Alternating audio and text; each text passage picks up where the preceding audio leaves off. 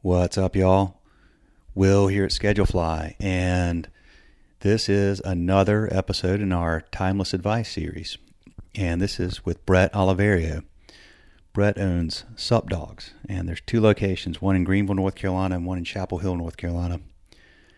And if you haven't seen our video that we made, I highly recommend checking out the story of Sup Dogs. If you go to supdogs.com, S as in Sam, supdogs.com, supdogs.com. Check out their story. In 15 years of doing this, the story of Sup Dogs is the most amazing story that we've come across. And we've made our share of films over the days, but this was the most investment we put into a film of time and energy and passion, and it was well worth it. It's about a 7-minute film, and it's just amazing. So check it out. This is a great piece of advice we got from talking to Bret for Restaurant Owners Uncorked Part 2. That was our second book that we wrote. We self-published it back in 2017. Our first book was 2010. Both those books are filled with timeless advice. And we'll get to this one here in a second. But first, this episode is sponsored by Schedulefly, us here at Schedulefly. We serve 6,000 restaurants today, and we've gotten there through word of mouth over 15 years by providing a very simple, very easy to use, web-based restaurant employee scheduling software with legendary customer support. That's our formula. Simple software, legendary support.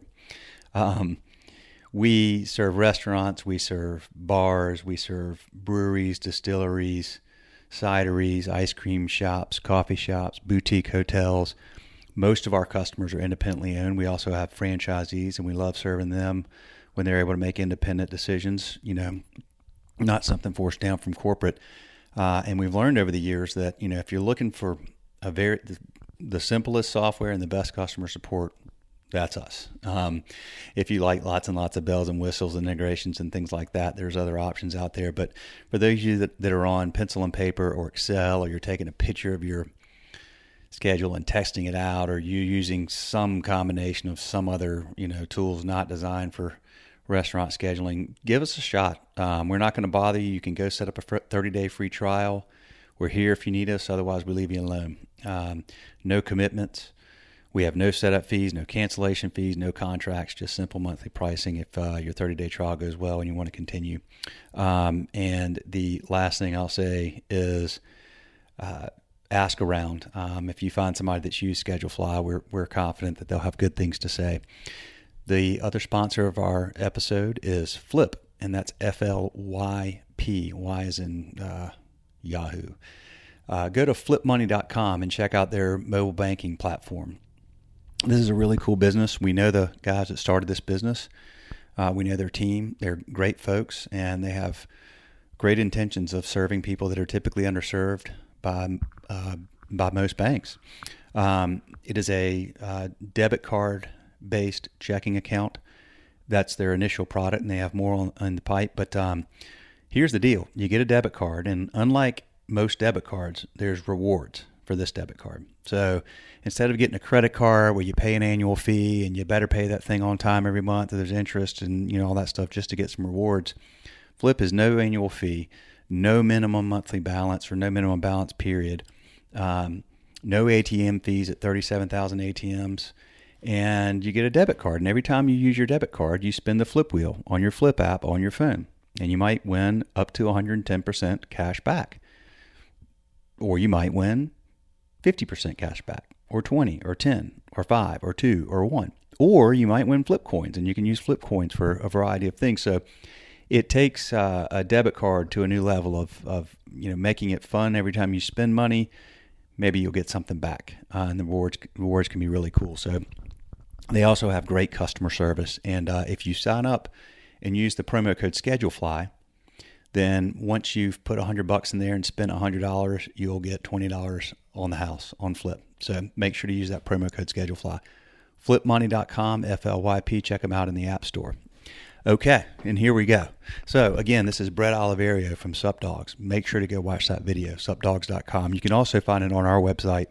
Click the podcast link, and you'll see there's some films on there, including the story of Sup Dogs. But When I spoke to Bret, he was 9 months into his second location. The first location was in Greenville, North Carolina. East Carolina University is there. This is this Sup Dogs is a place that's only going to be in college towns. It's a college bar. And in fact, they've won 3 of the 4 Barstool Sports Best College Bar in America competitions that are done every March during March Madness. That's right. They've done it 4 times.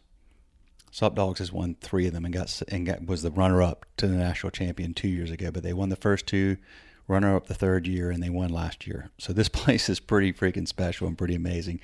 And they had done so well in ECU. Bret and his bride decided to expand.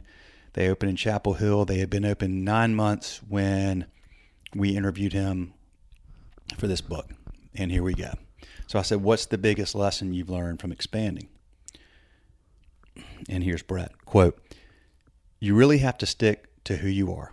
I know who we are. We are specialty hot dogs, specialty burgers, cheesy tots, cheesy fries. We're here for the college students. We are high energy, loud, bright, fun. We open up in college towns. College is fun, so our business is going to be fun. I want it to be the most fun. It's unorthodox, different from any restaurant. It's half restaurant, half just exciting party. It's a cool concept. But you've got to stick to who you are.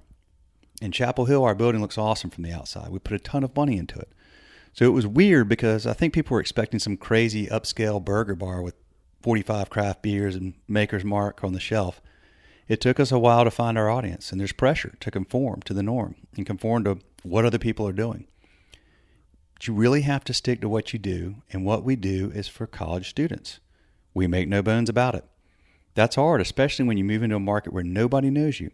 There's tons of pressure to conform. You've got to know who you are and really fight and stay with who you are. Otherwise, I don't think you have a chance to be successful if you're opening a second one. You also have to be patient. It takes a long time. We've been open for a little over 9 months in Chapel Hill, and I feel like we're just starting to really find our audience and our customer base. We don't have a hostess. It's loud. It's bright. All of our servers are college girls. We're a little edgy. We're different from anything in Chapel Hill. It takes a long time just to build your brand and stick to your guns. It's tough, though. There are days where you're taking a beating. But in the end, if you have all your processes in place and your product is there, I think you're going to be successful. I believe in what we do, and I'm going to work as hard as I possibly can work. To me, that's a recipe for success. But wow, there's a lot of pressure to be like everyone else. I have zero interest in doing that. It's definitely a battle and a grind, what we do every single day. End quote. And then I followed up with that and said, this is me. One of my favorite business books is called Different, Escaping the Competitive Herd. It's written by a marketing professor at Harvard, Youngmi Moon. She talks about how important it is to take a stand and be different if you want to create something special. And then Bret picks up, quote, "I totally agree. I think a lot of that applies to what we're doing.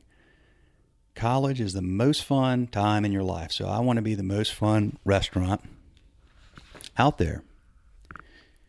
You have to know who your audience is. I think one of my strengths and my wife's strength is knowing what college students and a college community want. We do get a ton of families in for lunch and a ton of families in for dinner. It's not just college kids that come into our restaurant, but when I think about college, it's all about girls and having fun. That's what our business has to be all about. Our hot dog is 6 inches long, but it's not too thick. It's not like you're eating some big giant hot dog at the stadium. Our patties are hand-packed, fresh, hand-smashed. We smash them out real thin. To me, it's a little easier for a girl to eat it. A group of college girls isn't going to want to eat a big giant piece of cow before she goes to a house party with her friends. Everything we do is sort of with the college girl in mind. Everything from our drinks to presentation of our food to the decor of the restaurant. My mentality is if you can be successful doing that, the guys will follow and the community will follow.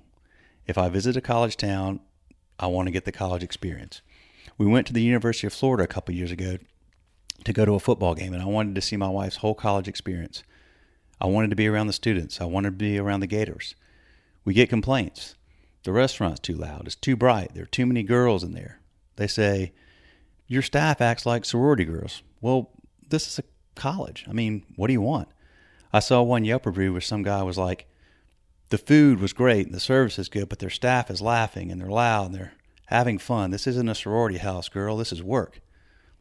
I'm thinking this dude just doesn't get it. 99.9% of the stuff I hear is positive, and I love it. With complaints, my dad always says, if there's someone that really doesn't like being there, it's like having a remote control. You could turn the channel if you want. There are always other options. You're not going to be for everyone, that's for sure. If we make a mistake and we're in the wrong, I'm over the top apologetic. I'll do anything I can to make it right. But my mentality, first and foremost, is to side with our restaurant and our staff because most of the time they know what they're doing. Those are the people you are working with day in and day out. I really side with our staff first. But there is stuff that comes up, and if we mess up a ticket or the ticket time's 30 minutes or whatever it is, and I'm going to be the first one to apologize. I know we're in the wrong, but there's something to be said for sticking to your business and your staff and your beliefs. End quote. Could not agree more with that. Very similar to how we run this business, and a great reminder to stick with who you are, know who you are, stick with who you are, believe in what you're doing, be patient, and just grind it out every day. It's a great formula. Thank you all for listening. More of these coming soon. Do us a favor, please. Pause this and give us a rating. If you listen to this show, you know I've been asking for ratings. I'll keep asking. I really appreciate you if you've done it. If you haven't, if you just take a second, give us a rating. If you could throw a comment in there, it would be really helpful. We really appreciate it. The more ratings and more comments we get, the more that the algorithms will spread this show around to more people, and more people will get to hear this excellent advice that we're able to provide from our customers that we're so fortunate to serve. Thank you all for listening. Appreciate you, and more of these coming soon. See ya.